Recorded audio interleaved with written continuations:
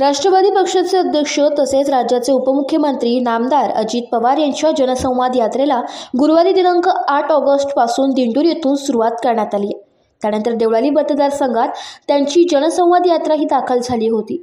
परिसरातील लोकप्रिय आमदार सरोजताई अहिरे यांनी नाशिक रोडच्या वडनेर पाथर्डी रोडवरील साई ग्रँड लॉन्स येथे जनसंवाद यात्रेनिमित्ताने लाडकी बहिणीसाठी महिला मेळावा आयोजित केला होता। यावेळी व्यासपीठावर उपस्थित असलेले राष्ट्रवादीचे प्रदेशाध्यक्ष सुनील तटकरे, नामदार छगन भुजबळ, अनिल पाटील, धनंजय मुंडे, संजय बनसोडे, रुपाली चाकणकर, आमदार सरोज अहिरे, आमदार नितीन पवार, सूरज चव्हाण, देविदास पिंगळे, रवींद्र पवार, रंजन ठाकरे, विष्णुपंत म्हैस धुणे, निवृत्ती अरिंगळे, अशोक सावंत, प्रेरणा बलकवडे, कांचन जगताप, सोमनाथ बोराडे, प्रणाली कोयले, विक्रम कावळे तसेच मान्यवर व पदाधिकारी कार्यकर्ते उपस्थित होते। या मेळाव्यात राज्याचे उपमुख्यमंत्री अजित पवार यांनी महिलांना संबोधित करत लाडकी बहीण योजना तसेच मुलींच्या शिक्षणाला लागणारे पैसे, वार्षिक गॅस सिलेंडर, शेतकऱ्यांचे वीज बिल माफी असे अनेक योजना सरकारद्वारे चालू करण्यात आल्या त्यांची माहिती अजित पवार यांनी महिलांना दिली। महायुती सरकारने गरिबांना डोळ्यासमोर ठेवून अनेक योजना चालू केल्या। सरकार असल्याशिवाय विकास कामे होत नाही। 2.5 वर्ष सरकारमध्ये होतो, त्यानंतर 1 वर्ष बाहेर होतो। लोकांना आम्ही काय उत्तर देणार, विकास कामे कशी करणार, म्हणून सगळ्यांच्या निर्णयाने सरकारमध्ये गेलो आणि लाडकी बहीण योजनासह महिलांना दरमहा 1500 रुपये अनुदान देण्याचे आवाहन केले। त्यासाठी तुमचं पाठबळ आवश्यक आहे। पुन्हा महायुतीचे सरकार आलं पाहिजे असे पवार यांनी उपस्थित महिलांकडून वदवून घेत आमदारांना पाठबळ दिला पाहिजे अशी साधही घातली आहे।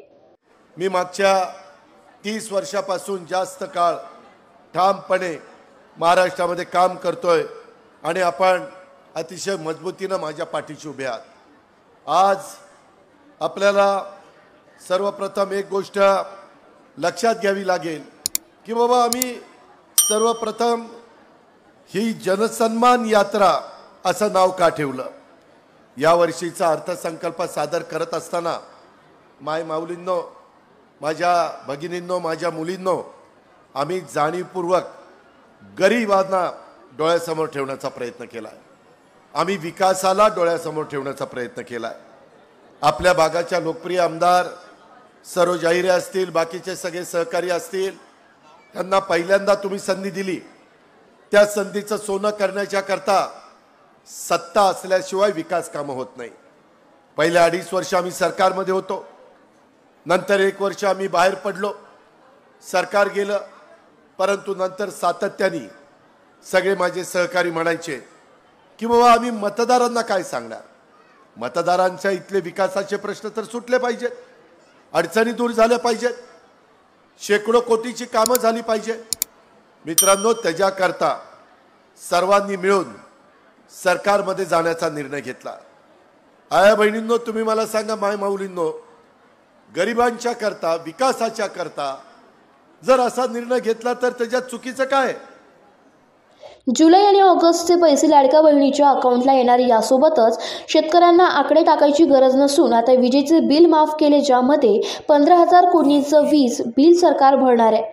तसेच युवक युवतींसाठी स्टायपेंड, केशरी व पिवळे राशन कार्ड धारकांना वार्षिक 3 गॅस सिलेंडरचे पैसे महिलांच्या खात्यात, मुलींची शिक्षणाची फी माफ करून पुढील शिक्षण मोफत, तसेच महाराष्ट्रात नवीन कारखाने आणणार असा विचार महायुती सरकार करीत आहे। परिसरातील अनेक कामे करण्यासाठी 1400 ते 1500 कोटी रुपये आमदार सरोज अहिरे यांना निधी मिळवून दिली आहे। यापुढेही मोठा भाऊ म्हणून अजून निधी आम्ही पुरवत राहू। इतर लोक आणि अजितमध्ये फरक आहे। आम्ही दिलेल्या शब्दाला जगतो। विरोधकांनी माझ्यावर टीका केली, पण मी त्यांची पर्वा केली नाही, कारण माझी माऊली माझ्याबरोबर आहे, म्हणून मी पुढे चाललेलो आहोत, असा विश्वास अजित पवार यांनी व्यक्त केला। या प्रसंगी परिसरातील आमदार सरोजताई अहिरे यांनी देखील भरघोस निधी उपलब्ध करून दिल्याने विकास कामे पूर्ण करण्यात आल्याचं सांगितलं। दादा, आपण मला खूप भरभरून दिलेला आहे। माझ्या मतदारसंघात मगाशी पुष्करजींनी सांगितलं की काय काय आपण कामं करू शकलेलो आहोत। मी सर्वांच्या वतीने आपले खूप खूप आभार व्यक्त करते। विकास कामांसाठी जवळपास 1300 कोटींचा निधी आपल्या माध्यमातून मला मिळालेला आहे आणि या माध्यमातून मतदारसंघाचा विकास बांधून ठेवण्यासाठी मला खूप मोठी मदत झालेली आहे। दादा, आपले आशीर्वाद व प्रेम कायम असेच राहू द्या आणि मी आपल्याला विनंती करते की काही प्रश्न अजून प्रलंबित आहेत. मग त्यात संत निवृत्तीनाथ महाराज यांच्या जे संस्थान आहे त्र्यंबकेश्वरला, त्या संस्थानाचा आराखडा आम्ही सादर करणार आहोत, त्याला मान्यता मिळावी. त्याचबरोबर पंढरपूरला काही जागेचा प्रश्न संस्थानाचा आहे, त्याला मान्यता मिळावी. भगूर नगर परिषदेची प्रशासकीय इमारत ही 20 कोटींचा प्रस्ताव शासनाकडे आपण सादर केलेला आहे. दादा, भगूर हे स्वातंत्र्यवीर सावरकरांची जन्मभूमी असलेलं गाव आहे. तिथली पाणी पुरवठा योजना असेल किंवा स्मारकाचा प्रश्न असेल, त्याला आपण मान्यता देऊन ह्या सर्व कामांना आपण मंजुरी द्यावी. कारण आपला कार्यकाळ ह्या पंचवार्षिकचा थोडा राहिलेला आहे, परंतु अजूनही बरेचशी कामं आपल्या माध्यमातून केले असले तरी अजून बरेचशी कामं करायची आहे. तत्पूर्वी या जनसन्मान यात्रेचे देवळाली गाव येथील महात्मा गांधी पुतळ्याजवळ नाशिक रोड राष्ट्रवादी काँग्रेसच्या वतीने आमदार सरोजा हिरे तसेच मनोहर कोरडे, निवृत्ती अरिंगळे, विक्रम कोठुळे, वसंत अरिंगळे, चैतन्य देशमुख, विनोद देशमुख, मनोहर कोरडे, बाळासाहेब म्हस्के आदींनी स्वागत केले. तसेच देवळाली विधानसभा मतदारसंघाच्या लोकप्रिय आमदार सरोज बाबूराव अहिरे त्यानंतर साई ग्रँड लॉन्स येथे स्नेहभोजन आयोजित करण्यात आले होते. नाशिक वार्ता न्यूजसाठी प्रतिनिधी अजित सय्यद, नाशिक.